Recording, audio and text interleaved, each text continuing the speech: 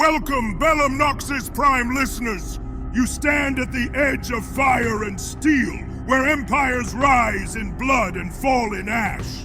Tonight, we march into the volcanic heart of war, where kings dare the gods themselves for dominion. Subscribe now, join the Legion, sharpen your blades, and step into the Chronicles of battles, both true and forged. The night of war has begun, and no soul leaves unchanged. The drums begin, slow at first like the heartbeat of the earth, then faster, rolling thunder across the Valley of Ash. Both armies answer with war cries, their voices hoarse from smoke, yet sharp enough to cut through the roar of the mountain. One king moves first. His soldiers form a wall of shields, blackened and blistered by the heat. They advance step by step, their boots sinking into mud made of ash and blood. Above them, the volcano spits glowing stones that crash into the ground like falling stars. Men scatter, some crushed, some set ablaze, yet the line reforms, crawling forward like iron itself had come alive. Across the field, the rival king lifts a jagged sword that gleams red in the firelight. His warriors surge like a tide, no wall, no formation, only fury. They move fast, slipping between streams of molten rock, weaving through fissures that burst open beneath their feet. The storm favors them. The smoke cloaks their charge, and their silhouettes appear like shadows born of flame. Between the armies, the battlefield itself becomes an enemy. The air is a weapon, thick with poison that sears lungs. Ash blinds the sharpest eyes. Even silence is gone, stolen by the endless roar of the mountain, forcing men to fight by instinct, by the memory of their training, or the madness of survival. Alliances fracture in the chaos. Tribes who swore loyalty under banners turn their blades against one another, drawn by greed for the crown's promise. Mercenaries abandon their kings, cutting down comrades in their flight, only to be swallowed by rivers of fire that carve through the ranks. The mountain shows no favor. It devours all with equal cruelty. Still, both kings drive their armies on. One cries of conquest, a new empire forged in ash, an age of iron that will never break. The other speaks of survival, of a realm that will not yield even to the gods. Their voices clash louder than the drums, louder than the screams, louder than the thunder of stone.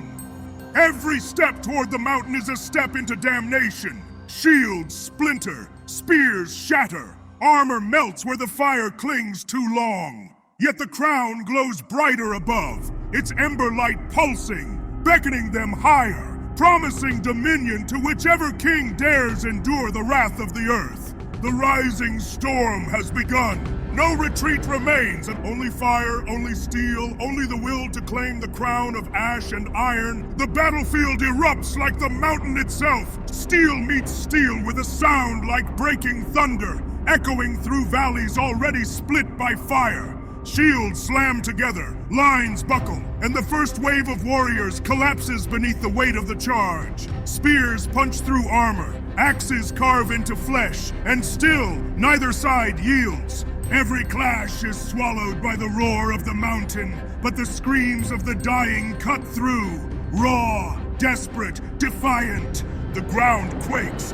Fissures split open beneath their feet, spilling rivers of molten fire through the ranks. Men tumble screaming into the abyss, their silhouettes vanishing in pillars of smoke.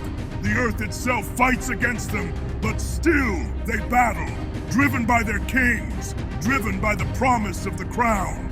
At the forefront, the first king surges through the chaos, shield cracked, helm glowing with heat, his blade carving arcs of fire in the smoke. He strikes like a hammer, each blow shaking the men before him, driving them back toward the altar's path. His army rallies behind him, a wall of steel and rage, each man throwing himself into the storm with no thought of survival.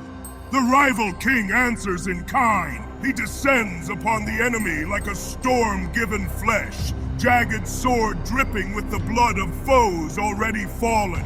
His warriors tear through the shield wall with axes and hooks, dragging men screaming into the ash. Their fury is endless, fueled by the smoke that blinds their eyes but sharpens their resolve. The two tides crash together at the base of the altar. Every step forward costs a life. Every swing of a blade draws blood. The ground is slick with ash and molten stone, yet still they fight, slipping, rising, cutting, falling. Above them, the crown of ash and iron glimmers. It rests on a shattered altar of blackened stone, veins of molten fire running through it like lifeblood. Every time the crown pulses, warriors falter, clutching at their heads as whispers claw into their minds. Some see visions of empires, others see their own corpses burning. None can resist its call.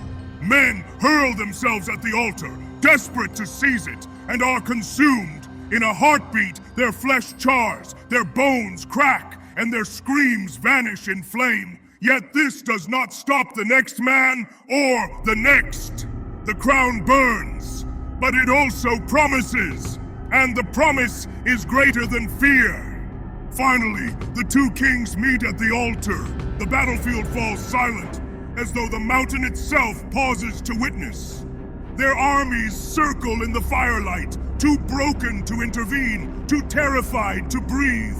The kings stand face to face, helms glowing, armor dripping ash, blades raised high. Their first clash shakes the altar. Sparks burst like stars as steel grinds against steel. Each strike is a prophecy, each blow a judgment. They fight as though the world itself depends upon this single duel. And in truth, it does. The first king fights with the weight of conquest, each swing wide and crushing, meant to shatter armor and bone alike. The second king fights with the fury of survival, his blade a viper, striking quick and merciless, tearing at the gaps in his enemy's war-battered steel. They trade blow for blow, blood spraying across molten stone, each strike louder than the last, each parry testing the limits of endurance. Neither yields, neither falters. Around them, the mountain screams, rivers of lava spilling closer, as though eager to devour the victor. The duel stretches into eternity, a storm of steel, fire, and fury. And above them, the crown glows brighter, pulsing, waiting for its master. The altar trembles. Every strike of the kings shakes the ground, as if the mountain itself recoils from their fury. Sparks erupt with each clash, showering the crown in embers that pulse like a living heart. At last, one king stumbles. His shield, already cracked and blistered, splinters apart beneath a crushing blow. He staggers to his knees, the weight of smoke and fire pressing down, yet his eyes do not dim. He rises again, bleeding, broken, but unyielding. The other king lunges, his sword raised high, his body glowing red in the fire's light. The mountainside roars, splitting further, sending cascades of molten stone between them. Still, they press forward, each strike more desperate, each breath a ragged gasp through soot-filled lungs. Then, the moment comes. One king seizes the crown. His gauntlet closes around it, the iron biting into his flesh, the molten veins carving into his hand.